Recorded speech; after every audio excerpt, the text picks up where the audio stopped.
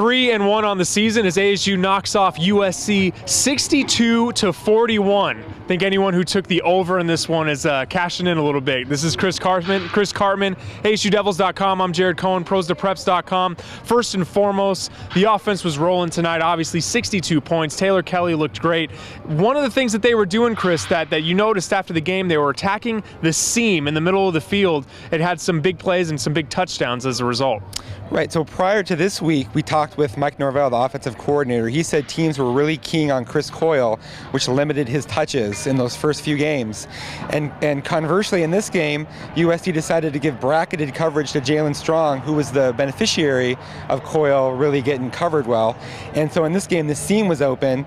USC has that five-man front, so they really rely heavily on their free safety, Deion Bailey, to make a lot of plays anyways. And in this game, there's just too much room to cover, and we saw Coyle and DJ Foster really go off on that play down the middle, and that was really what got the ASU offense rolling. Now, Chris, last year, a difference in the reason why ASU lost the game was because they committed one too many turnovers. This time, they takeaways. They have 4 takeaways in the game, led to 20 points. That was a huge factor in the ASU win tonight. Yeah, that's the number one most telling stat in football is you're going to usually win the game if you win the takeaway battle, and especially if you win it by a big margin. Tonight we saw Alden Darby doing what he does best, which is sit in zone coverage. The ASU ran some bracketed coverage on Marquise Lee. I think Cody Kessler missed some of the stuff where he was in cover 2 kind of looks to the boundary, threw a pick where Darby really broke on the ball. The second time in a row where Darby's had a pick 6 against USC, deja vu, yeah. Which is pretty remarkable, right?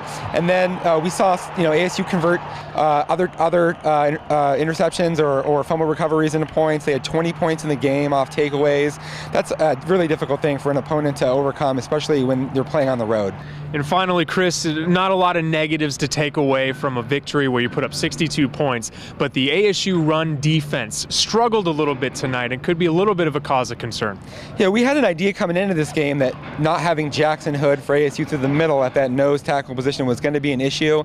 What ASU tried to do coming off the Stanford game where they got gashed up the middle with Jake Sheffield, they moved Gannon Conway inside, but that left them discombobulated, according to Graham. They had guys out of position, and then Salamo Fizo, when his first start at the Sam linebacker, had some misassignments early.